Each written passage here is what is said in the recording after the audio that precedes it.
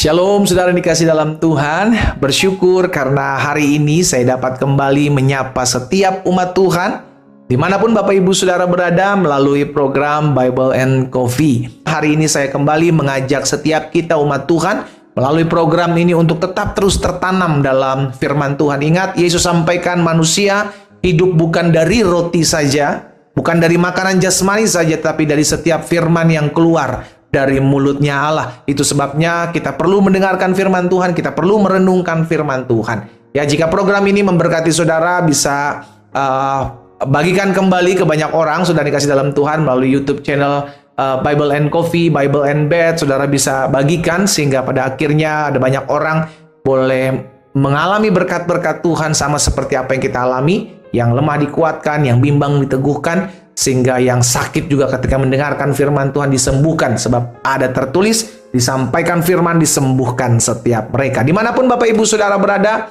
hari ini kita sama-sama kembali merenungkan firman Tuhan. Kita berdoa. Bapak, terima kasih buat hari yang dahsyat, hari yang luar biasa, hari di mana kami mengecap kebaikan Tuhan di negeri orang-orang hidup. Terima kasih buat kasih karunia dan anugerah Tuhan. Kami mau buka hati kami untuk firman-Mu. Roh Kudus, sampaikan sesuatu bagi kami. Urapi kami dengan roh hikmat dan wahyu sehingga kami mengerti akan kebenaran yang memerdekakan kami. Di dalam nama Tuhan Yesus Kristus kami berdoa. Haleluya. Amin, amin. Puji Tuhan. Saudara dikasih dalam Tuhan, suatu kali Yesus sedang bersama murid-muridnya, didatangilah oleh seorang kepala rumah ibadat, ya, di mana anaknya hampir-hampir saja meninggal.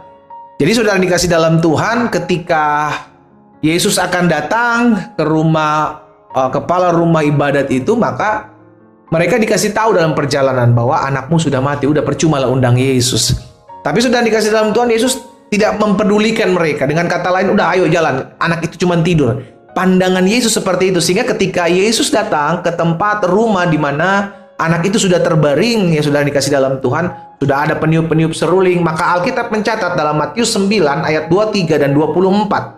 Ketika Yesus tiba di rumah kepala rumah ibadat itu dan melihat peniup-peniup seruling dan orang banyak ribut karena memang anak itu sudah mati, saudara. Ayat 24 Yesus bilang begini, berkatalah Yesus, pergilah karena anak ini tidak mati tetapi tidur. Saudara tahu apa yang terjadi? Katakan selanjutnya, tetapi mereka menertawakan Yesus.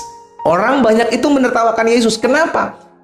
Karena yang Yesus lihat sedang dikasih dalam Tuhan bukan dengan jasmani. Kalau jasmani memang mati, itulah yang sama seperti yang orang banyak lihat. Makanya diketawain lah Yesus. Kenapa Yesus diketawain?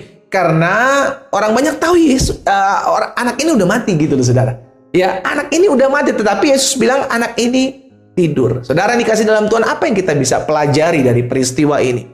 Cara pandang atau point of view Yesus dengan orang banyak itu berbeda.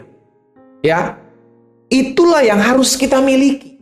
Ketika kita diperhadapkan dengan masalah, ketika kita diperhadapkan dengan pergumulan, bahkan ketika kita diperhadapkan dengan orang-orang jahat yang merancangkan yang jahat dalam hidup kita, merugikan hidup kita, maka cara pandang kita, point of view kita kepada masalah maupun orang-orang jahat ini, itu harus berbeda. Saya sebut sebagai point of view warga kerajaan sorga. Cara pandang warga kerajaan sorga.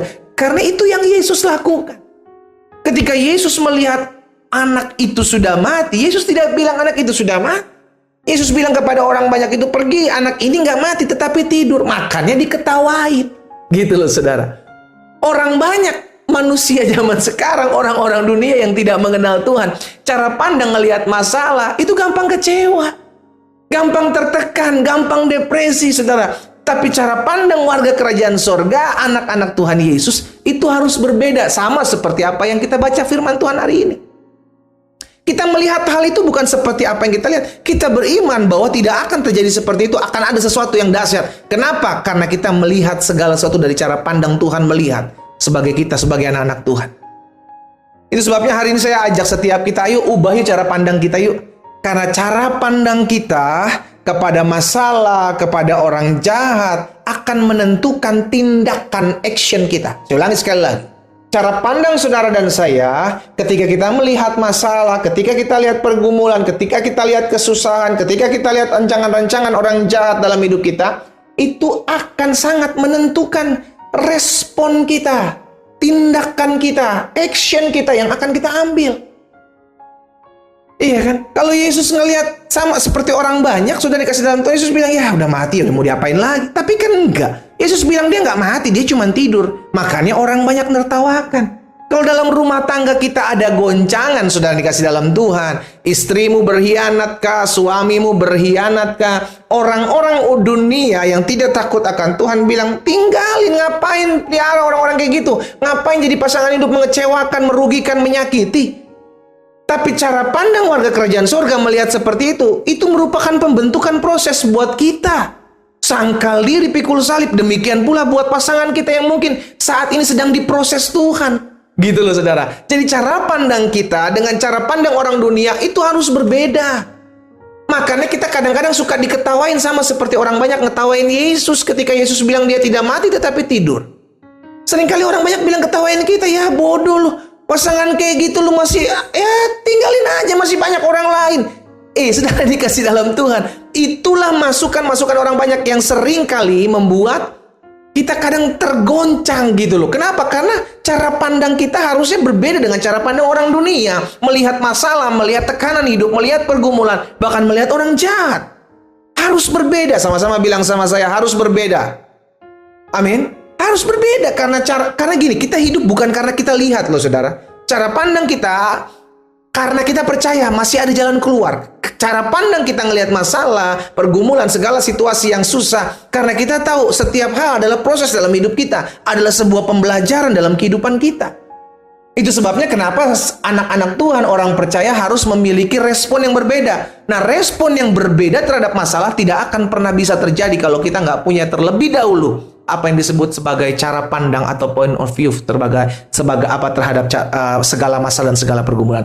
Itu dulu kita ubah cara pandang kita, ya. Cara pandang orang akan tertawakan, oh, lu kok dihianati dia masih mau berteman sama dia, lu disakitin sama dia lu masih mau maafin dia. Itu cara pandang orang dunia. Dunia akan menertawakan saudara ketika kita mengampuni orang jahat. Iya kan? Tetapi cara pandang kita adalah, oh orang ini sedang dipakai Tuhan untuk membentuk kita. Orang jahat ini sedang dipakai, diizinkan Tuhan untuk membentuk karakter kita. Sehingga cara pandang kita berbeda. Justru kita lepaskan berkat buat mereka. Kenapa? Karena mereka memberkati kita. Dengan cara apa? Memproses. Membentuk karakter kita. Kembali lagi, cara pandangmu akan menentukan action dan tindakanmu terhadap segala situasi yang terjadi dalam hidup kita. Saya ajak setiap kita umat Tuhan hari ini melalui program Bible and Coffee. Ayo, tentukan cara pandangmu, point of view-mu terhadap segala situasi adalah engkau adalah warga kerajaan surga. Kau mesti pastikan siapa statusmu, ya. Sehingga kalau ada orang menertawakan kita, nggak apa-apa. Yesus terlebih dahulu ditertawakan kok. Ketika Yesus bilang anak itu tidak mati tetapi tidur. Berarti kalau ada keputusan pandangan sikap kita kepada setiap keadaan situasi bahkan orang jahat ditertawakan oleh orang banyak, is okay. Berarti saya sudah ada dalam jalan yang benar. Selama yang saya lakukan adalah ketetapan firman, selama yang kita kerjakan adalah apa yang Tuhan mau. Engkau sedang mengerjakan firman Tuhan, sekalipun orang banyak menertawakanmu. Ubah cara pandangmu, maka sikapmu, perbuatanmu akan berubah terhadap segala sesuatu. Kita berdoa. Bapak, terima kasih buat setiap benih firman Tuhan yang hari ini kami dengar. Kami percaya tidak ada yang lalu dari setiap firman Tuhan. Hamba berdoa sehingga setiap cara pandang kami menyikapi setiap situasi, menyikapi setiap keadaan diubahkan ketika kami mendengarkan firman Tuhan. Hamba berdoa dalam nama Yesus. Sekalipun orang banyak menertawakan kami, kami tahu selama kami ada dalam jalan-jalan Tuhan, selama cara pandang kami adalah cara pandang warga kerajaan surga, maka kami tahu Tuhan bela kami, Tuhan tolong kami. Hamba berdoa buat setiap umat Tuhan, biarlah kami semua diubah cara pandang kami menyikapi segala sesuatu, sehingga perbuatan, tindakan kami pun turut diubahkan. Hamba berdoa juga buat yang sakit, Tuhan jamah dan sembuhkan, Tuhan pulihkan. Yang berbeban berat, Tuhan beri kelegaan. Di dalam nama Tuhan Yesus Kristus kami berdoa. Haleluya. Amin.